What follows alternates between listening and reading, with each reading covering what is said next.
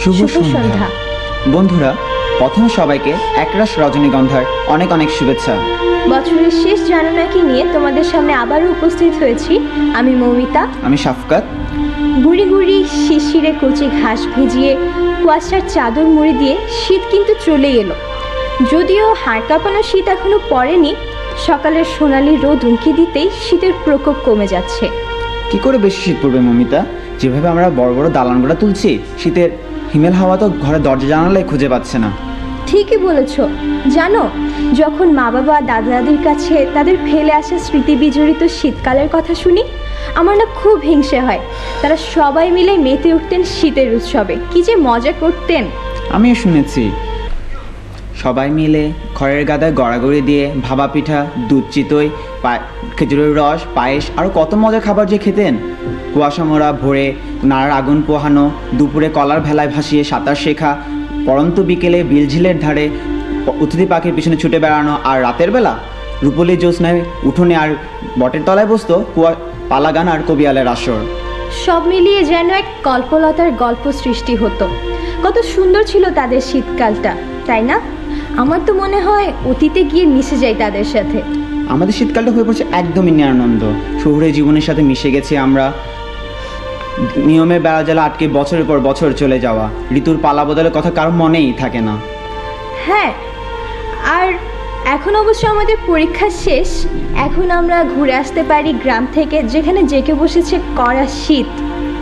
পরীক্ষা শেষ হয়েছে তো কি হয়েছে, পড়ার বোঝা তো কমেনি। নতুন বছরের পড়া তৈরি করা, ভর্তি যুদ্ধ, আর যাদের এসএসসি পরীক্ষা তাদের ছুটিই নেই। জানো মমিতা, এখন ছোট ছোট শিশুরা মুখে ভালো করে বল ফোটার আগেই ভর্তি যুদ্ধে সামিল হচ্ছে। যা হোক, অনেক কথা বলে ফেলেছি আমরা। এখন বার্ষিক পরীক্ষা শেষে যাদের সামনে অফুরন্ত অবসর, সেরকম কজন বন্ধুকে আমরা আজকে উপস্থিত করেছি আজকের জানুয়ারি কুইজ অনুষ্ঠানে। প্রতিবারের মতো এবারও আমরা বন্ধুদেরকে দুটি দলে ভাগ করেছি এবং তাদের নামকরণ করেছি শীতের উপাদেয় পিঠের নামে। আমার ডান পাশে আছে ভাপা পিঠা এবং বাম পাশে আছে চিতই পিঠা। বন্ধুরা, তোমরা একে একে তোমাদের নাম এবং কে কোন ক্লাসে পড়ছো আমাদের বলো। প্রথমে ভাপা পিঠা শুরু করো। আমার নাম সুকান্ত মজুমদার এবং আমি ক্লাস 8-এ পড়ি। আমার নাম জয়িতা বড়ুয়া, আমি ক্লাস 8-এ পড়ি। আমার নাম ফারাদিবা, আমি ক্লাস 6-এ পড়ি। আমার নাম সাদমান মাহমুদ, আমি ক্লাস 9-এ। এবার চিতই পিঠা বলো। আমার নাম মারিয়া, আমি ক্লাস 7-এ পড়ি। আমার নাম অরিত্র, আমি ক্লাস 9-এ উঠব। আমার নাম শাফি, আমি ক্লাস 6-এ উঠব। জুলকার নাইম, ক্লাস 9-এ পড়ি। আমরা আশা করি এসব রসের ডুবুডুবু মজাদার পিঠার মতো তারাও আমাদের প্রশ্নের সঠিক উত্তর দিয়ে সকলকে আমোদিত করবে। বন্ধুরা, তোমাদেরকে আজকে কুইজ অনুষ্ঠানের নিয়মাবলী জানিয়ে দিচ্ছি। প্রথমেই তোমাদের জন্য প্রতিটি দলের দুটি করে মোট 4টি বিষয়ভিত্তিক প্রশ্ন থাকবে এবং এরপর থাকবে সরাসরি প্রশ্ন। সরাসরি প্রশ্নের বেলায় যদি একটি দল সঠিক উত্তর দিতে না পারো, তবে অন্য দল বোনাস পয়েন্টের সুযোগ পাবে। তারা যদি সঠিক উত্তর দিতে পারে তাহলে তারা বোনাস পয়েন্ট পাবে। তবে বিষয়ভিত্তিক প্রশ্ন কিন্তু বোনাস পয়েন্টের সুযোগ নেই। হ্যাঁ, বিষয়ভিত্তিক প্রশ্নের বেলায় তোমরা বোনাস পয়েন্টের সুযোগ পাবে না। তাহলে চলো এবার শুরু করা যাক। প্রথম বিষয়ভিত্তিক প্রশ্ন ভাপা পিঠা দলের কাছে। তোমাদেরকে একটি গান শোনানো হবে, তোমরা ভালো করে মনোযোগ দিয়ে গানটা শুনো, তারপর আমরা প্রশ্ন করছি।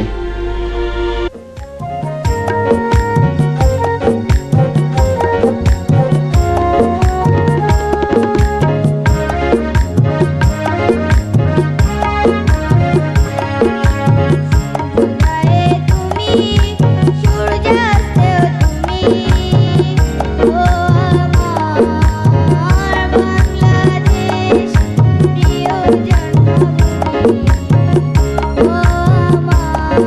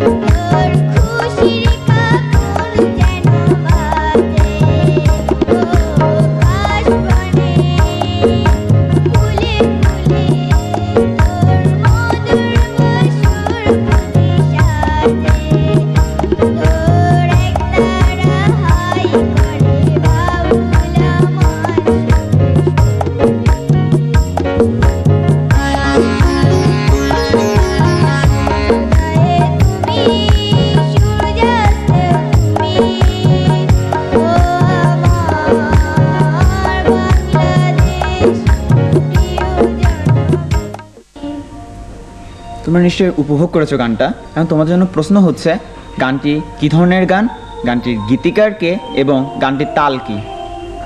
গানটি কী ধরনের গান, গানটির গীতিকার কে এবং গানটির তাল কি? পারবে তোমরা? হয়েছে। বাকি দুটো প্রশ্নের উত্তর পারবে ওরা? মনে তো হচ্ছে না। ও ঠিক আছে, আমি বলে দিচ্ছি। গানটির গীতিকার মনিরুজ্জামান মনি এবং গানটির তাল হচ্ছে দাদরা। এবারে চিতই পিঠাকে প্রশ্ন করার পালা। তবে প্রশ্নের আগে তোমাদেরকে একটি আবৃত্তি করে শোনানো হচ্ছে। এই আবৃত্তির পরে তোমাদের জন্য প্রশ্ন থাকবে। আবৃত্তিটি মনোযোগ দিয়ে শুনবে কিন্তু। বাবুই পাখিরা ডাকি বলতে চড়ায়, কুড়ে ঘরে তাকি কর শিল্পের বড়ায়। আমি তাকি মহা সুখে, অট্টালিকা পরে তুমি কত কষ্ট পাও রোদ বৃষ্টি ঝরে। বাবুই হাসিয়া কহে সন্দেহ কি তাই, কষ্ট পাই তবু তাকি নিজের বাসায়। পাকা হোক তবু বাই পরেরও বাসা, নিজ হাতে গড়া মোর খাঁচা ঘর খাসা। চিতই পিঠার দল, নিশ্চয়ই তোমরা আমাদের ছোট বন্ধুটির আবৃত্তি শুনেছ। এখন তোমাদেরকে এই আবৃত্তি থেকে প্রশ্ন করা হচ্ছে। তোমাদের জন্য প্রশ্ন হচ্ছে, এই যে আবৃত্তিটি করা হয়েছে, এই কবিতাটির নাম কি, কবিতাটির কবি কে, এবং এই কবিতাটি কিন্তু আমাদের স্কুলের যে কোনো একটা পাঠ্য বই আছে। তোমাদের বলতে হবে যে এটা কোন শ্রেণীর পাঠ্য বই থেকে নেওয়া হয়েছে। তৃতীয় শ্রেণীর পাঠ্য। কোনটা সঠিক উত্তর? কোনটা বলবো? আলোচনা করে বলো।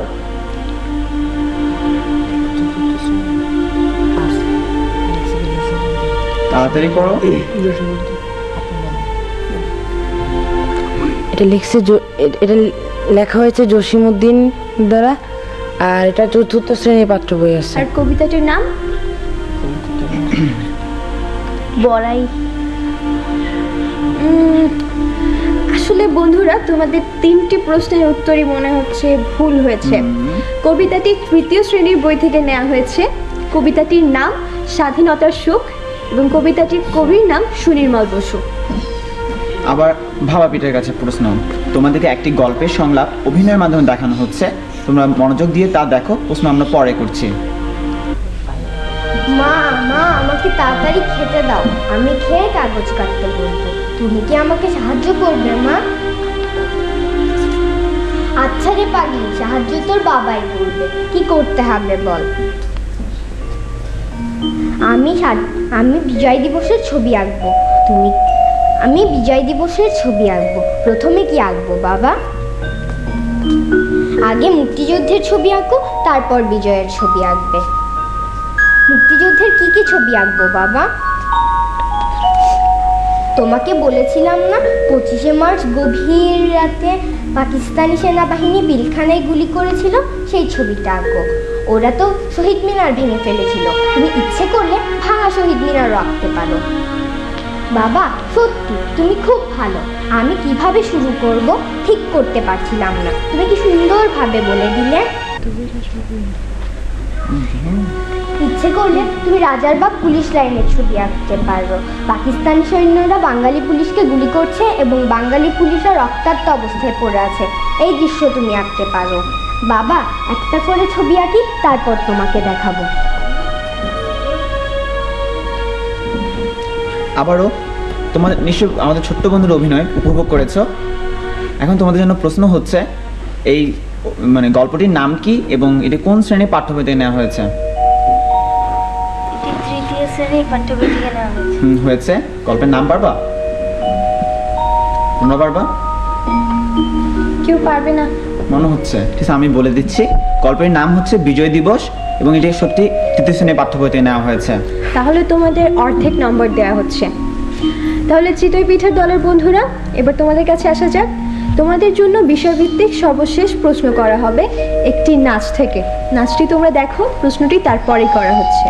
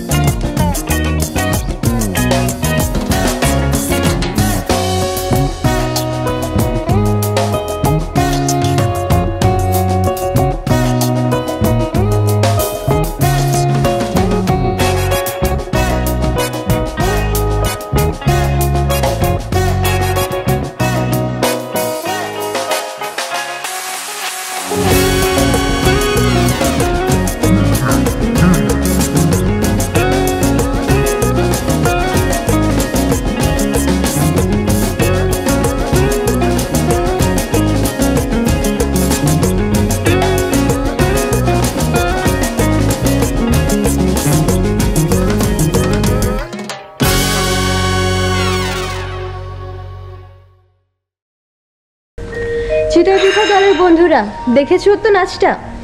এখন তোমাদের জন্য প্রশ্ন করা হচ্ছে। প্রশ্নটা হচ্ছে, এই যে নাচটা দেখলে, এটা কি ধরনের নাচ?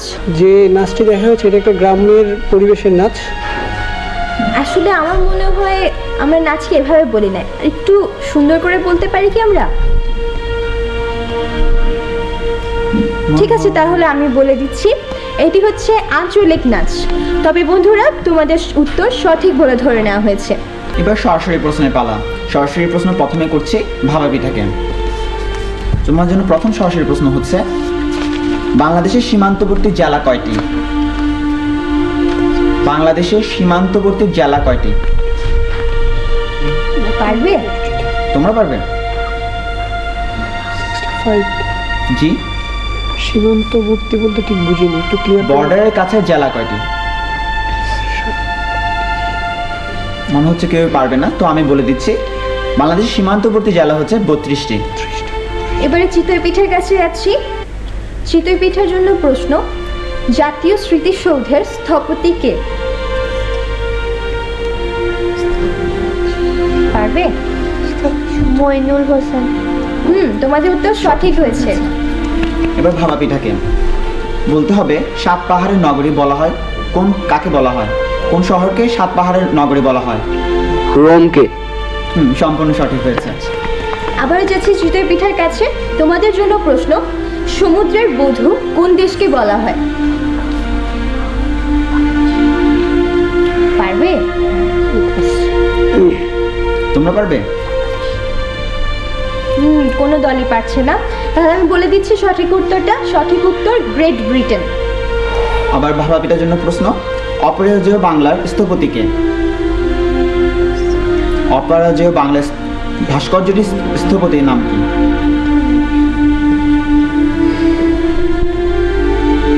তোমরা পারবে?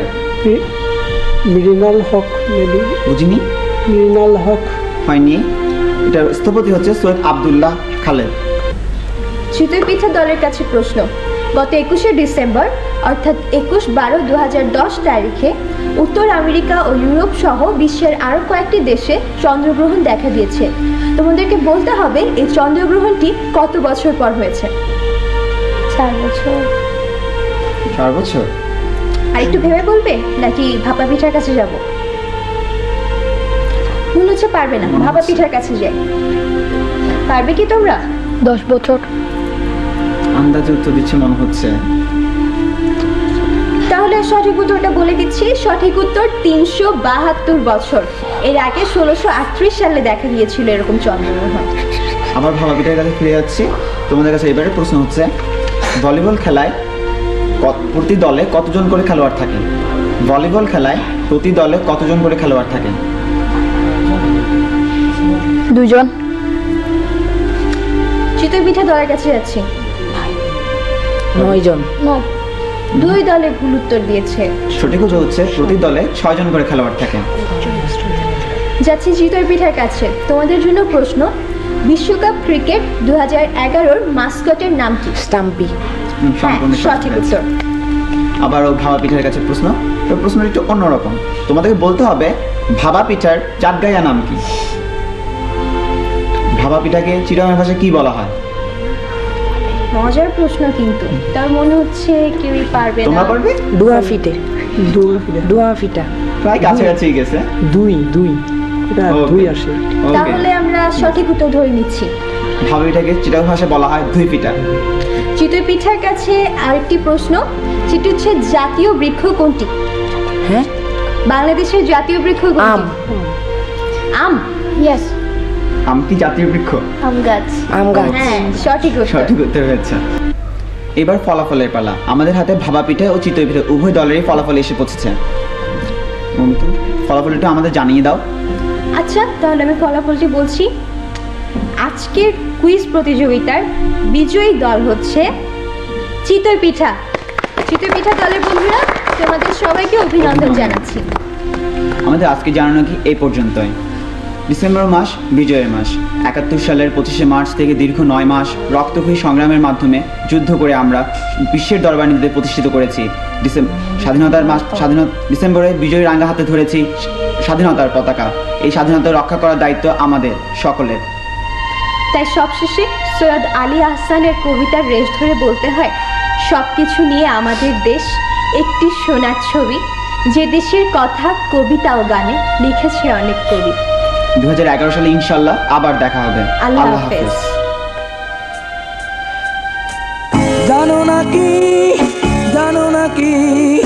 জানো নাকি প্রশ্ন